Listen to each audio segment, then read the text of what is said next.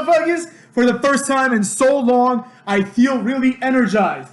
And it's time for me to talk about something that I have now educated myself on so I can have a full opinion on the subject matter.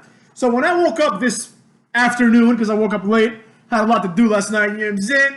So when I woke up, I saw a video on my phone, and it was the debut of Karrion Kross, right? So I was like, all right, let's watch this, because I didn't get a chance to watch NXT. So I'm like, all right, let's give this a shot. So I give it a shot, right? And this is the guy that people have been talking about as if he's like this big deal. So first of all, some weird-ass music starts playing, and words start flashing on the Titantron. Like words like pestilence. And there's a song playing, and Scarlet Bordeaux appears, and she's like walking through the ring and mouthing the words to this song, right? As if she's like, like those groups like Cradle of Filth and shit like that, you know what I'm saying? Like groups like that where it's like they have like one male vocalist, and periodically they'll get like a girl, and all those girls sing the exact same way. She was singing, quote unquote, like one of those broads, right?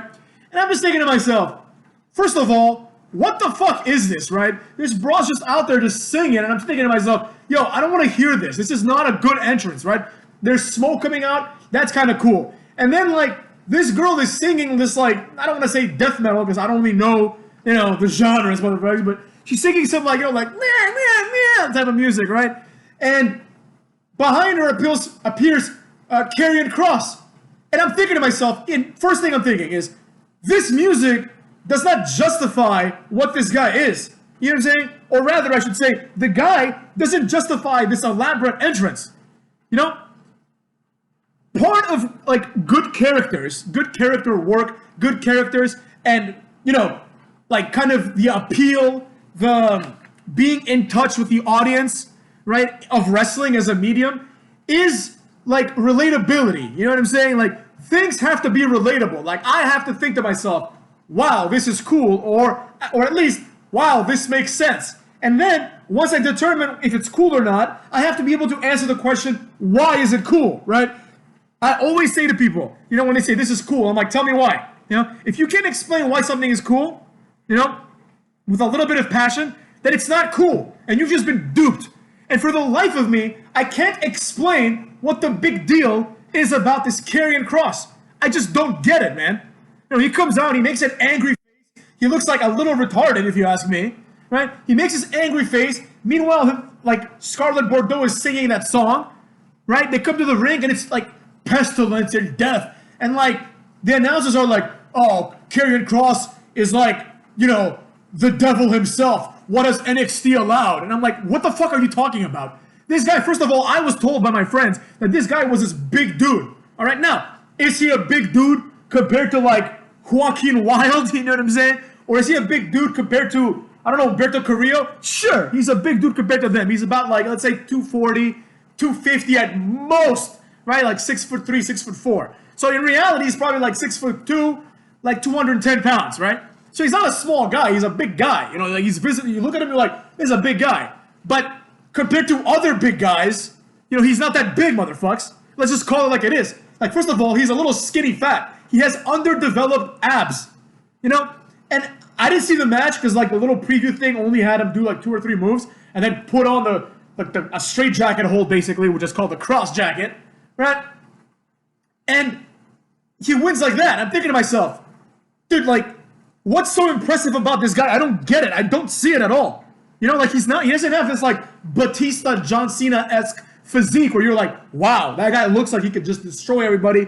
He's got, like, abs of steel, like, delts, traps, looking jacked, looking swole, like Matt Morgan. You know what I'm saying? Not even Matt Morgan, but like Nathan Jones. Remember him? Motherfuckers, you know what I'm saying? Like, he doesn't look like that. He's like this, I don't want to say pudgy. He's not pudgy because his arms are big and his chest is, like, protrudes. But he has, like, very few abs, right? Which is the key to, like, looking jacked, right? You have to have abs because otherwise it just looks like you don't do sit-ups, And again, if this was AEW, all right, I understand. Like, this guy, he's like, his physique is superior to, like, MJF's, superior to Luke Harper's, superior to Cody Rhodes, superior to, like, everyone there, basically. You know what I'm saying? Like, AEW has, like, no one with a real good physique. Like, the best one is probably Kenny Omega. Everyone else is just, like, fat, skinny fat, or skinny. They don't have one big guy. But WWE has a lot of big dudes, right? And there's a lot of people, first of all, there's people like Baron Corbin who have a similar physique, like a similar look to Karrion Kross, like tattoos. He's a heel, he's a bad guy, like especially when he debuted. He was exactly what Killer Kross is now, And then but he's kind of pudgy, like not fat, but pudgy. Like he's just, he's soft. He's soft. The word is soft, motherfuckers. He's soft, right? And it's like, you compare him to someone like Baron Corbin, and you're thinking to yourself like, dude, Baron Corbin would beat the shit out of this guy. Like, it's not even within the realm of possibility that Killer Kross would have a chance against Baron Corbin. There is not one thing about Killer Kross that is better than Baron Corbin. They're both bald. Baron Corbin is taller. He's stronger. He weighs more. And then in real life, he has like an actual athletic background, but that's neither here nor there. But then it's like, if you go down the line, like, who do you think would win a fight? Like, realistically. Like, I don't care if Killer Kross has a song that says he's pestilence and a girl sings it for him. Who do you think would win a fight? Mojo Rawley or Killer Kross? In my opinion, Mojo Rawley would beat the shit out of him in about 3 seconds. And then we go to other wrestlers, like Riddick Moss. Remember him, motherfucks, whatever happened to him? Like, Riddick Moss is much more powerful looking than Killer Kross. So the question then becomes, why is it that people keep saying that someone like Riddick Moss is a jobber? He's a vanilla jobber, but Killer Kross has this deep character. What's his character? All I saw was a guy who was angry and choked someone out. He's basically Samoa Joe, but less fat. I mean, and he's not even like that jacked, so there's something like there to hang your hat on, you know what I mean? And this got me thinking, right? Enough of this kind of mediocrity. I think this has been a theme for the last few weeks on the Hater channel. Like, we are used to this mediocrity, and now it's gotten to the point where, like, it almost worked on me, because I keep hearing, Killer Kross this. I hope Triple H doesn't bury Killer Kross. And I'm telling you right now, I can tell you for a fact, Killer Kross is going to fail in NXT. I mean, he might succeed in NXT, but he's going to fail in WWE for sure. For sure, motherfucks. For sure. There's not even a possibility that, like, he will succeed.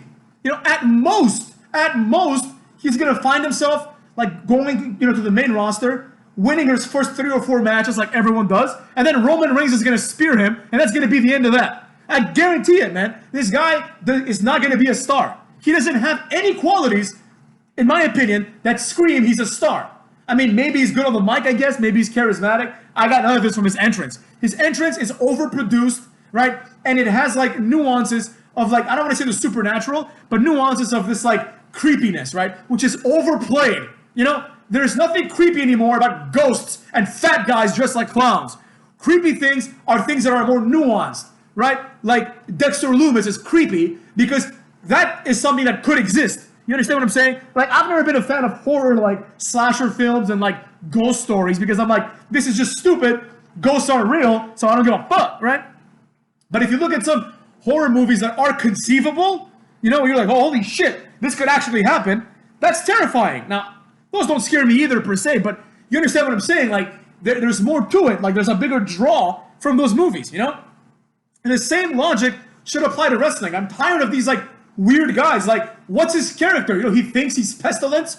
Like, well, it won't matter much when John Cena or Roman Reigns beat the shit out of him. That's the problem with these, like, these characters that WWE continues to create, right? Bray Wyatt is an example. This asshole is an example. Baron Corbin is an example, right? It's like, you can push this heel long enough, right? And you can make him seem badass. But then eventually, Baron Corbin can't beat people on the main roster for 8 seconds. You know what I'm saying? Like, maybe he can beat like, Cedric Alexander in 8 seconds, but he's not going to beat, like, I don't know, Drew McIntyre before he became champion in 8 seconds, right? That's not going to happen, And now I'm thinking to myself, I'm sick of, like, the smart mentality that just because this guy was in TNA for a couple of weeks, all of a sudden he's a big deal.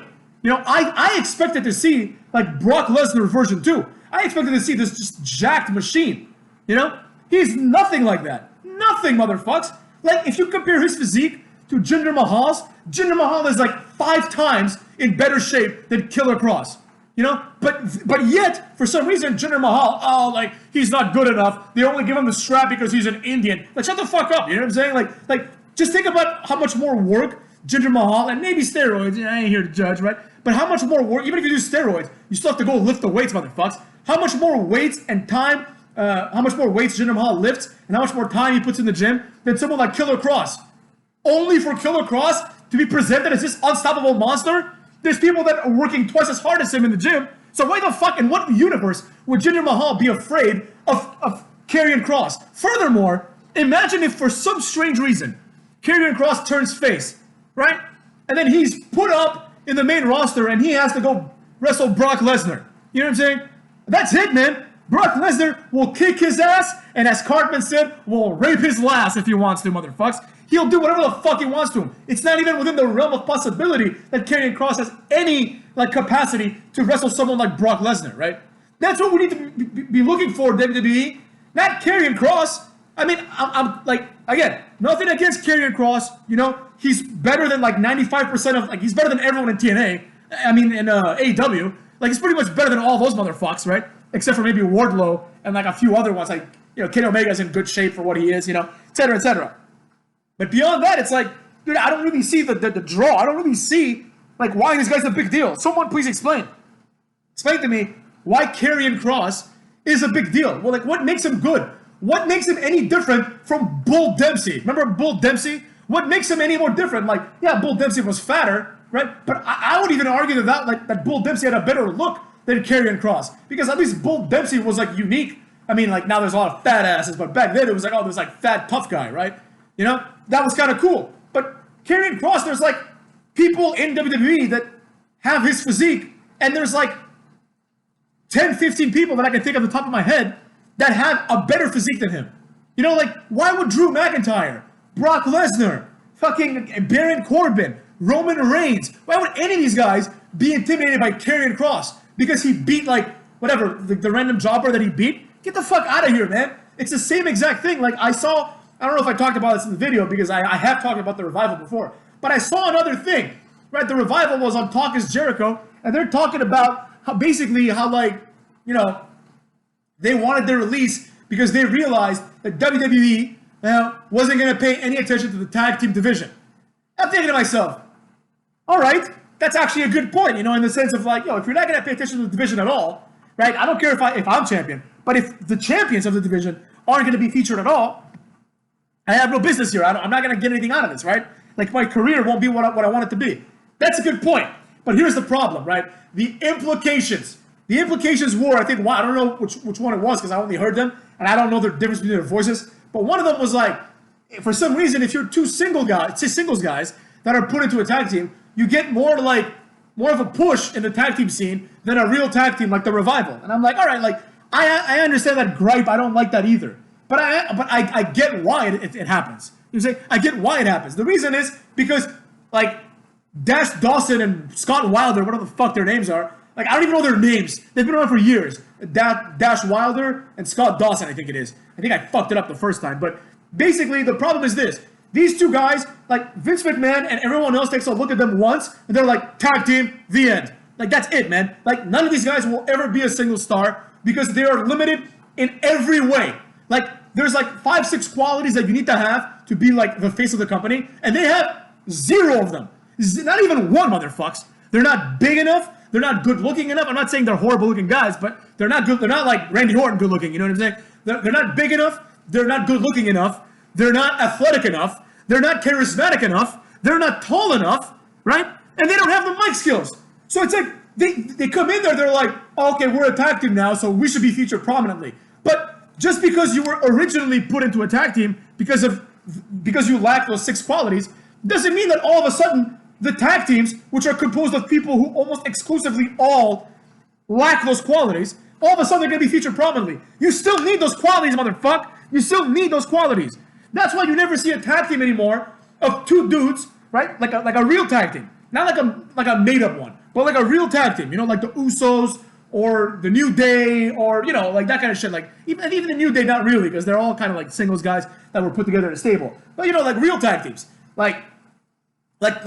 The same way we had the Dudleys, Edge and Christian, Hardy Boyz, to a lesser extent, APA, right? People that were all right, this is the tag team now, motherfucks. This is the tag team, right? They all had at least some of these qualities. Some of them, like Edge and Christian, had all of the qualities, right? They're 2 charismatic, handsome guys. They're not small. I mean, they're not big, but I think even Christian, who's a smaller one, is like 6'2", 220 to 230 pounds, right? You know what I mean? Like, he's not a small guy. He's like twice as big as Cody Rhodes, basically. He was probably like a $180 in real life. You know what I'm saying? So, they had decent size. They're good-looking dudes. They got charisma. They're good in the ring. They're, like, amazing on the mic.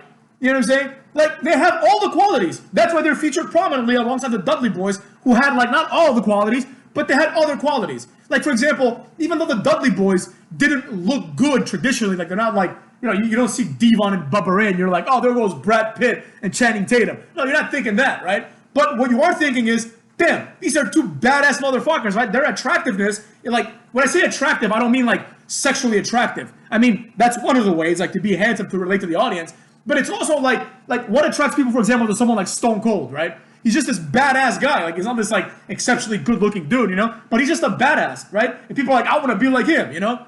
And the same thing with the Dudleys, you know? You want to be like the Dudleys. You want to be these two motherfucks that don't give a shit about anything. And just, like, if you don't like someone, just put them through a table, motherfucks. So that's what I'm saying, right? These tag teams that were featured prominently had a reason to be featured prominently. They had the qualities. Whereas people like let's be real, motherfucks, none of the tag teams, like the Usos and like fucking Dash and Dawson, there is nothing different about them. Like, no one in the world gives a fuck if the tag team champions are the Usos or if they're the Revival. Who cares? They're the same team. You know, two of them are twins, the other two are friends. That's the only difference. Nothing else is different. I mean, they have different moves here and there, but they have no gimmick. They're gimmick like, oh, Uso Penitentiary. Oh, the Revival, say yeah! They shut the fuck up. None of them are cool, you know? So that's kind of the problem, right? The problem is you don't have any cool tag teams that are featured prominently. Then, when you put two singles guys together to form a tag team, there's a reason why those guys are singles guys. It's because the company sees something more in them than the tag team guys, right? So if you take, for example, a classic example, Kane and Daniel Bryan, right? Kane is a multiple-time, like, champion, right? I mean, at that point, I think he was like a two-time champion, whatever, right? Kane is like a multiple-time champion, like world champion as well. He's been featured prominently for like a fucking long time. And Daniel Bryan is someone that's massively over, that's going to get a big push. So when you put them in a tag team, people like them because they like Kane individually and Daniel Bryan individually. Dash Wilder brings fucking nothing to the table individually. I'm sorry, Dash Dawson, I should say, motherfucks, brings nothing individually to the table. Scott Dawson, fuck it, Dash and Scott. Dash brings nothing to the table individually. Scott brings nothing to the table individually, right? So when you combine the two, they still bring nothing to the table. You know, that's retarded. Like, why would anyone care about them? You know, they're like, we're not featured prominently. It's not because people don't care about tag team wrestling. I mean, it kind of is because, you know, they can just make good tag teams. It's because all the tag teams right now suck ass. That's the reason, motherfuckers. There's nothing good about any of the tag teams. That's why periodically they'll introduce like the next big, like two big guys together tag team. You know, first it was those retards to the Ascension. That failed completely for obvious reasons, right? And it's not their fault. It's just like, dude, like, you know, once a team like that loses once or twice, it's like, all right, everyone can beat you. Who cares, right? Then you have the Bludgeon Brothers, same shit. Then you had Heavy Machinery, and it looks like Otis is getting a slight push, right? Then you had AOP, and it's the same fucking thing. It's just two big guys together, and I'm supposed to Viking Raiders, right? It's just two big guys together, and it's like, oh, great. You know, wow, like, they're not being featured prominently. Yeah, how many teams of big guys do I need to see before the point has been made? Can't! You understand what I'm saying? That's the problem here. The problem isn't that, like, there's, like, this conspiracy to hold down tag teams. It's just that, like, if you're naturally a good wrestler, you will become a single star down the line. Like, when you're, like, in your, you know, midway through your career, perhaps, right? And sometimes, two singles guys decide they want to be a tag team, and this gives us some of the best tag teams of all time. Let's be real. Some of the best tag teams of all time are just two dudes that got together and became a tag team. You know? Like, namely, for example, let's see. One of my favorites. The best tag team of all time are the Bucks, Jericho, and Christian. Just kidding. Dudley Boyz are the best tag team. And even they kind of came together, like, randomly back in the day. But, for example, the APA, right? The APA were two different guys. Right? But they were two guys that had some sort of profile. JBL would go on to be a world champion, and Farouk is like, I think, the first black guy to win a world heavyweight title or some shit like that. And also he was featured prominently during, like, right before the Attitude Era with the Nation of Domination, which I guess kind of is also part of the Attitude Era in a way, right? So they took these two guys and they made an awesome tag team called APA. APA was cool because the guys in them were cool. Simple as that, motherfucks. Triple H and Stone Cold, one of the best tag teams ever, motherfucks. Right? Who else? Let's see. Trying to think of like some tag teams that are legit, like fucking awesome, right? The best one that comes to mind, one of my favorite tag teams of all time, fucking Beer Money, right? Beer Money was two singles guys, like, but they were like young singles guys, like they weren't gonna do anything, and they put them together, like, fuck it, you're together now. And then, like, Beer Money is responsible for some of the best tag team matches in the history of tag team wrestling. You know what I'm saying? And then there's all these other people that have been put together, right, just like for a short period of time, like, you know, Bull Buchanan and the Godfather, or the Good Father, right? Bull Buchanan and fucking Big Boss Man, right? D-Lo and Godfather, right? All these tag teams that, like, the guys in them were good, and they were featured either prominently or relatively prominently. Like, very few tag teams, even back in the day, aside from the exceptions of the Hardys, the Dudleys, and Edge and Christian, who got over by putting on the best matches in the history of WWE, basically, right? Aside from those guys, no other organic tag teams were ever featured prominently. Like the Headbangers were never featured prominently. You know what I'm saying? Like the teams that I remember as being tag team champions, aside from the Dudleys, Hardys, and Edge and Christian, are teams like for example, Jeff Jarrett and Owen Hart, right? Which was like a makeshift put together team of two guys who were singles guys, right? I remember Stone Cold and Undertaker winning the titles, right? Rock and Sock Connection, one of the best tag teams. Two singles guys that form a tag team, right? That's what, like, Road Dogg and Billy Gunn. Two guys who were singles guys that became a tag team, right? Like, Billy and Chuck, motherfucks. Same thing, right? You get two people that have two different storylines, and you combine the two, and you're like, this is a tag team now. That's what makes tag team wrestling compelling a lot of the times. Now, I personally agree a little bit with the Revival in the sense that I understand what they're saying. Like, it shouldn't be that way, right? Like, a tag team that's a legit tag team shouldn't be so rare. You know what I mean? Like, there's no reason why, for example, I don't know. Let's see. What's a tag team in NXT right now? I can't fucking think of one, motherfucks. That's how bad it is. But for example, like say the Usos were in NXT, right? It would make no sense for the Usos or like the tag team from England. That's the two guys who are like the NXT like UK tag champs or whatever, or the Imperium ones. Take two guys from Imperium. There's no reason why those guys should lose to like Pete Dunne and Matt Riddle, who are like this makeshift tag team, right? It's like, no, like the tag team should beat the makeshift tag team. That makes the most sense, you know? But that's not how it is, motherfucks. And the fact is that people like the Revival seem to think, motherfucks, that they're like that the tag team division should be put forward, should be pushed as a division by itself, just because they're in it or because other teams are in it. No, motherfucks, the hierarchy still applies. Like, the tag team is entertaining. A tag team or a stable is entertaining if it's entertaining, if it has the qualities that I mentioned, right? If it doesn't, no, you're still an undercard guy, motherfucker. That's what I'm saying about that. And to bring this back full circle, motherfucks, full circle, Karrion Kross is on the exact same boat, right? He doesn't have the qualities that it takes to be a star, and people pretend that he does. It's the strangest thing. If I had seen the Killer Kross debut before I made the MJF EC3 video, I would put him squarely right with them. Squarely or crossly, motherfuckers. With them. As an overrated guy. Except the only difference is this. While people like EC3 at least have some of the qualities, right? Like, I think EC3 is overrated, but he has some of the qualities. Like, he's a good-looking guy, right? So he appeals to women and he appeals to, like, the neckbeards probably. And he is in an insane shape. You know what I'm saying? Like, he's in much better shape than Karrion Kross.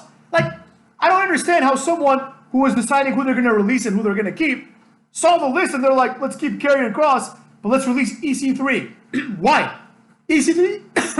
EC3 can do the job the same way. You could have him do it. He at least looks strong. You're like, EC3 would beat the shit out of Karrion Kross in real life. Oh, but hater, Karrion Kross like once competed. I don't care.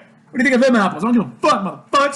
So that's what I gotta say about that. Enough of this overrated garbage, right? Let's recognize what is good and what is right in front of us, right?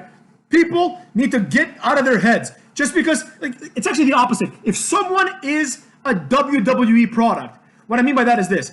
If you turn on WWE TV or NXT or anything like that, and you see a guy that you've never seen before, and he wins a match, chances are this guy is better than everyone that had to go through the indies to get there, right? Now, not everyone. There's going to be some good indie guys like Seth Rollins, right?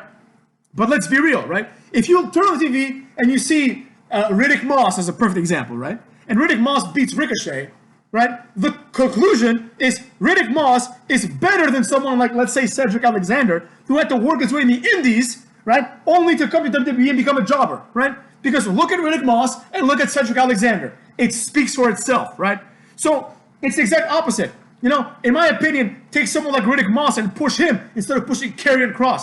What makes Karrion Kross better? Someone honestly answer that for me. And until then, motherfuckers, see you later, bitches.